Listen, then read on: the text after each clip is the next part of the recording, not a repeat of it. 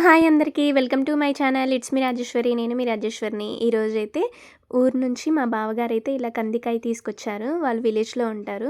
వాళ్ళు ఇక్కడికి గుంటూరుకి వచ్చేటప్పుడు ఇలా కందికాయ అయితే తీసుకొచ్చారు. నేనైతే నీట్‌గా అవి అయితే క్లీన్ చేసేసి ఒక గిన్నెలోకి అయితే వేసి 2, 3 టైమ్స్ బాగా కడుక్కొని దాంట్లో వాటర్ పోసేసి దానిలోకి కొద్దిగా కల్లుప్పు అయితే వేస్తున్నాను. ఇలా లావుప్పు వేసుకొని ఒకసారి నీట్‌గా ఇలా కలిపేసి మూత పెట్టేసి నేనైతే పొయ్యి మీద పెట్టాను. ఇవి బాగా ఉడికిన తర్వాత మనమైతే చక్కగా తినొచ్చు. చాలా హెల్త్‌కి కూడా మంచిది. మీలో ఎంతమందికి కందికాయ అంటే ఇష్టమో కామెంట్ చేయండి. అలానే ఈరోజైతే నేను చేసే అరటికాయలు ఉంటాయి కదా! సో, వాటినైతే చిన్న ముక్కలుగా కట్ చేసుకొని ఉప్పు నీళ్ళల్లో ఇలా వాష్ చేసుకొని పొయ్యి మీదైతే నేను జీలకర్ర, కొద్దిగా చిన్నుల్లిపాయలు, ఆయిల్ వేసుకొని ఈ విధంగా అయితే ఈ అరటికాయలను దాంట్లో వేసుకొని తగినంత పసుపు, ఉప్పు వేసుకొని ఈ విధంగా కలుపుకోవాలి.